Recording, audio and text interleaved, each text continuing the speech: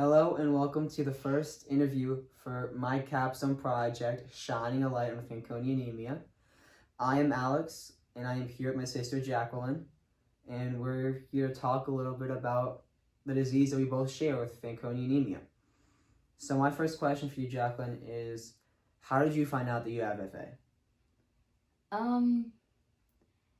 We figured out when I was really young, I would always, for some reason, I had this thing where I would suck on washcloths, and my mom or our mom said that, or thought that, that's probably has to do something with like an anemia. So we got it checked out, and turns out I had Fanconi anemia. Yeah. I don't really remember this happening, but You were so young. So I just kind of always knew. I can't really remember when I first found out. And I didn't know that I had Fanconi anemia until I was getting tested to see if I would be a match for Jacqueline, to see if I could be suited for her bone marrow transplant. And so I got my blood drawn, and they found out that I was in an even worse condition than Jacqueline was. And so they instantly knew that I must have had Fanconi anemia, because what else would it have been? And I had to have my transplant almost 3 or 4 months after finding out that I had Fanconi anemia. What do you remember about my bone marrow transplant, Jacqueline? I don't remember much because I wasn't really there with you. And you were young too. I was very young. Most of what I remember is hanging out with our cousin Katie for the basically whole summer. And we would just do many activities. That was very fun. I remember like visiting you. I remember one time we watched Star Wars. Yeah, we did. That was fun. Yeah. Do you feel that any part of my bone marrow transplant helped you get through yours? Yeah, definitely, because since we were the same age when we got it done, yeah. I thought that if you could do it, then I could most likely do it as well. And so you were able to most likely do it. I was able to do it. Which I'm very happy that you were able to, and that I was able to help you in any way. Yeah. Can you describe at all, like, what you remember from the process? I remember we had negative days in the hospital, counting up until we got to 0, which was the cell day when they gave me my new cells. And then we had to stay in another additional 20 nights. Yeah, there was about 13 negative days, give or take or so, and then about 20 positive days after. So like a month in the hospital. And then we went to the Ronald McDonald House. That was right across the street. That was really nice. And stayed there for another 100 days. Yeah. A long time. Very long time. And I think you're forgetting a little part about what happened in the hospital, maybe? Something to do with your... Oh, yeah. beautifully long hair. Since we had to get, chemotherapy. All of my hair fell out, so we had... before it even started to fall out, we just shaved my head because we knew it would be way too itchy when I would go to sleep. So we shaved it off, and then I remember I had like an arrangement of beanies that I would wear on my head. I remember my favorite one is like a white one with on the bottom was like a light pink little like bow and like ribbon on the side. I think I remember that one. Like ribbon that went all around. Yeah. Nice. Yeah. Anywhere to cover up the bald head. Yeah. I had an array of hats. I remember. I had my blue one with like the bunch of eyes on it. I remember that I always wore around. I really like that hat. Yeah. That was a good hat. It was a good hat. It's just anything to keep the people from seeing that you're bald. And so, in the at the Ron for 100 days, you're also in isolation too. Yeah, complete isolation. When we went out, like in any public place, I had to wear a mask, and like our favorite restaurant there, the Hopper House, they had this whole like other room, and since they only used it for like big parties, they would set up a table just for us, so I wouldn't be around other people. And then, so after the 100 days at the Ron of going to the hospital, what, like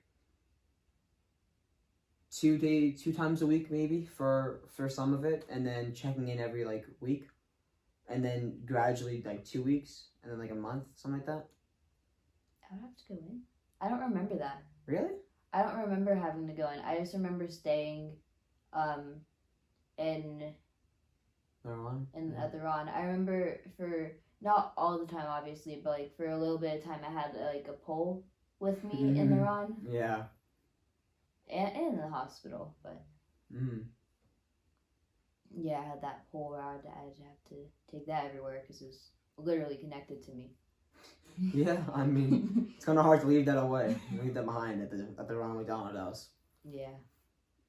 What was? I mean, obviously that's such a horrible time, but what was some like the bright spots, I guess? The bright spots. I was really into building Legos sets. So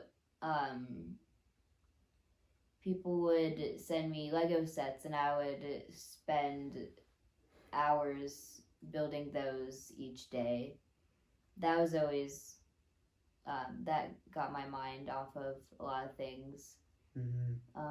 You became a pro Lego builder. I mean, you were very quick at them and very good and very accurate. It was quite impressive, I will say.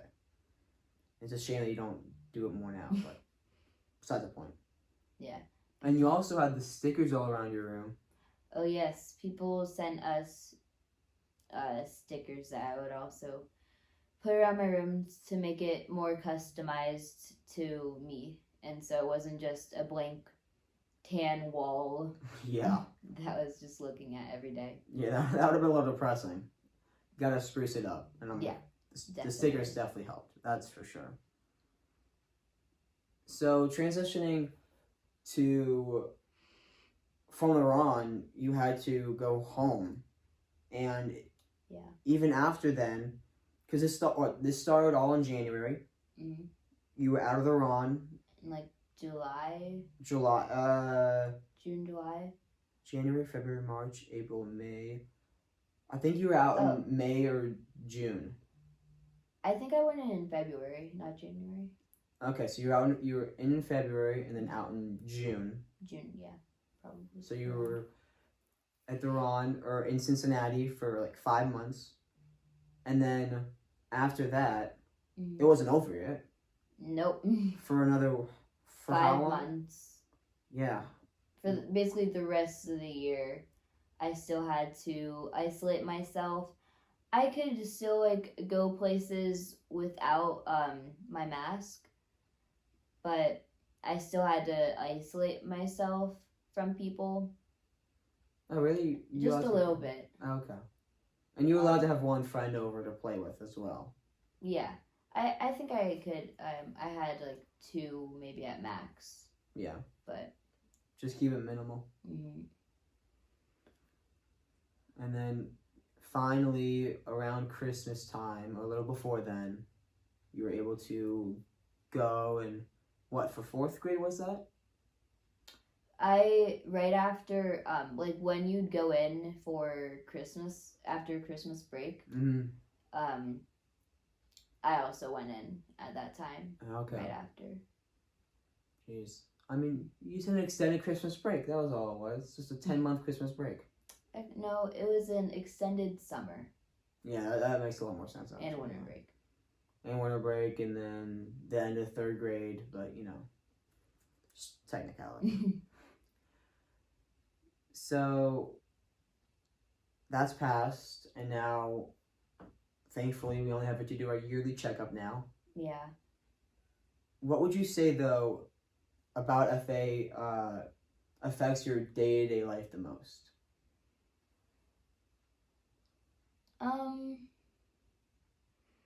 I wouldn't say that it affects it that much. Like there's some things, like we're in a study for quercetin. Yeah. So I have to take that every morning and night. Yeah. But that's just small. There's nothing really major that it has affected. Well, one thing that I know has affected me is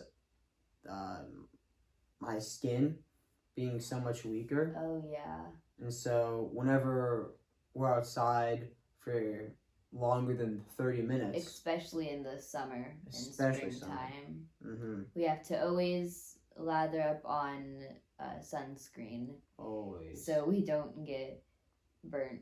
Yeah, that's a big thing because skin cancer is very prevalent with Fanconi anemia. Mm-hmm. And every 2.5 hours, we're putting that lotion back up, just getting our faces as white as possible to protect against the sun whenever we're outside. Mm-hmm. Makes it tough to go to the beach or just relax. Or amusement parks. Amusement parks for sure, because you can get caught up in going on the rides. You just forget. Yeah, you can always go in the shade, although there's no shade at the beach. No, that's for sure. It is funny though, because now with Fanconi anemia, I am searching out for every single shade spot there is. I know. When I'm outside, I'm where's the next shade, so I can just stay away from the sun. I remember in 2nd grade, before I didn't even, or was it in 3rd grade? It might have been 3rd grade before I had my transplant. It was probably 3rd grade. Yeah. I didn't go out for recess because I couldn't, because of my skin. I could go to the nurses and put on sunscreen maybe, or that might have been after I had to do that. But before, I would go to the library and I would pick a friend to go in there with me, and we would play with the little puppets that they had there. Nice. Another factor that FA brings to the table with having to for day-to-day life is making sure that you stay on top of brushing your teeth and flossing as well. I mean, not as much, but if you're not brushing your teeth twice a day, it's a no-no. Because people with Fanconi anemia are more likely to get many mouth cancers. Mouth and neck cancers, yeah. Yeah. I don't even know what the number is. It's some crazy 1,000 times more likely or something. So brushing teeth is a must, and putting on sunscreen is a must. A must, definitely. Big time. Moving on. I would like you to describe to me how your Make-A-Wish trip was. And what it was. Yes, everything. I loved my Make-A-Wish trip. As you should. I chose to go to Disney World. And? What do you mean and? And Universal. And SeaWorld. Well, okay. Oh, I said Disney. And then, but we had a week of different Orlando parks. Yes. So we went to Magic Kingdom, Epcot, SeaWorld, and Universal. and Magic Kingdom another time. Yes. And we stayed at this place called Kids Give the World. Give kids the world. Kids give the world. Give kids the world. Give kids the world. And it was like a whole like little like town. Yeah. Like every house was like a different color. And like you stayed in like these like little houses basically. Yeah. It was like a village. Yeah, it was like a little villa, and it was like, it was based on like Candyland. Yeah, that was so like there was this massive playground. There was. I really want to go to that playground again. I really do. Biggest playground I've ever seen in my life. So Give Kids the World was just amazing. That yes, anything you could dream of, and we went to the parks. We went to all the parks. We got VIP treatment. We had I had a pin from Give Kids the World. Give Kids the World. Give Kids the World. Yep. And so the workers there would see that, and so we would basically just get in the ride through the exit. For some of the attractions, yeah. Most of them, yeah. Yeah. We had like Fast Pass basically. I mean, it was like general admission, Fast Pass, and then us. Like we were even above the Fast Pass. I know, like, yeah, because Fast Pass you'd have to still wait in line if there are other people. Some line, but no, we like on the Barnstormer. We literally just cut in line. Yeah. Another fun time is when we go to Camp Sunshine, which is a place up in Casco, Maine, where for an extended weekend, different diseases or different people with diseases, different communities with diseases would be able to go up for that weekend and just have an amazing time with all the volunteers and all the activities that you could do, and just it's one of the highlights of our entire summer is going to it really is. Camp Sunshine, because we have like there are people from all around the world. I remember there's this one girl from Australia last year. She was really nice. I have friends there that live in Wisconsin. And so the only time I get to see them, obviously, is at camp. So that's always the highlight of camp, really, is just getting to see your friends. Yeah, they haven't seen in a year. But when you first went to camp, yeah, it was a different story. That was different.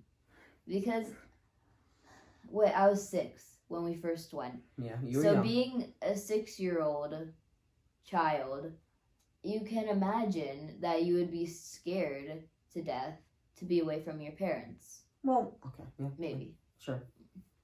I was a different kid. You were a little different. I was a little different. Yes. Still. So I was obviously nervous because I was like, am I gonna meet friends here? Are the counselors gonna be nice? But it was all great. All of the volunteers, wonderful. They're so nice, and we're and you grow to be friends with the volunteers. Yeah, those sometimes they're your best friends for the time they're there. Yeah. They're great. Yeah, I don't know what I was gonna say. No, you're fine. Camp's just a wonderful experience, and like you said, I think it's all with the people you meet there. I mean, sometimes the most fun at camp, even though they have anything you can think of, they have a waterfront, they have a volleyball court, rock wall court. It's the after night. It's at night. It's at night. It's at night. Maybe not for the younger kids, obviously. Not the really young kids.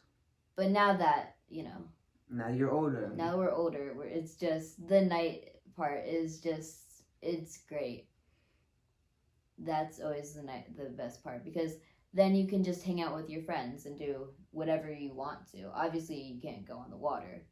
That'd be cool if you could. It would be. Um, So aside from hanging out at night, what was your favorite activity, camp activity? Definitely waterfront. Yeah. If there were two options, like there could be anything. It doesn't even matter. The waterfront just bypasses all of those because it's just the waterfront. You could paddleboard, kayak, go on in a canoe. Sit there. Just sit there and put your just feet in. Chill. You know, there's like a little walled off section where you could swim. And you can sit on like the dock that surrounded the swimming area and just view out over the lake. The waterfront is always the number one option for people. Camp is just so much. It's a lot of fun. It's so nice, yeah. And just like being able to, like have lunch and dinner with your friends. Yeah. Your friends. That was, and like with the volunteers too. Yeah. You know. No, you told them as well. Mm-hmm. It was very nice. Yeah. Go Camp Sunshine. All right. My next question for you. Sorry, this is not as happy as Camp Sunshine, but I want to know, Jacqueline, do you have any fears with having this life-altering disease of Fanconi anemia? I don't have many fears with it. Obviously, there's just like with the skin cancer. Yeah. And mouth cancer. That's probably really it. Mm-hmm. There isn't really any other fears that I have. It's just the worry of like putting on sunscreen and all that stuff. That's good. Yeah. I'm glad that you don't let anything else get to your mind, and that like, well, you have to worry about sunscreen and brushing your teeth. It's minimal compared to any other fears you could be having, really. So yeah. That's I'm proud that you're able to, be so fearless with that. It's like there's obviously the yearly checkup, which is always just yeah, not the fun time, but it's never fun traveling 9 hours up to Cincinnati for just 2 days just to have all those tests on you, all those people testing you, and it's quite boring. It is. But at least we get to go to the Opera House. Me too. Favorite restaurant. All right. My last question for you, Jacqueline, is in what way has Fanconi anemia shone a light on your life, or has it anyway? FA has helped me like sympathize for those others who also went through the same experience that I had to go through. And not a lot of other people can say that. Yeah. That they get what it's like, but yeah. I couldn't agree more. I mean, it opens up like a whole new world in your mind, and like how people, like if people have like an extended stay at the hospital, like you can understand and sympathize with them, and you know where they're coming from when they talk about it. You can relate to them, and it really just connects you with a whole different group of people that, I mean, I guess like you never really would think that you'd ever be connected to. Yeah. And it's pretty cool.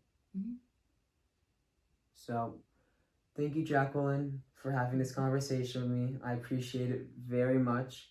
Please go enjoy that Wawa drink that I got you. And thank you all for watching. I appreciate you so much if you've gotten this far. Please all I ask is that you go check out my Instagram and that you check out my website, and please, and just if you want to help us in any way, you can donate on the website. The Instagram is Shining a Light on FA. Please go check it out. I appreciate the support so much, and thank you all for watching.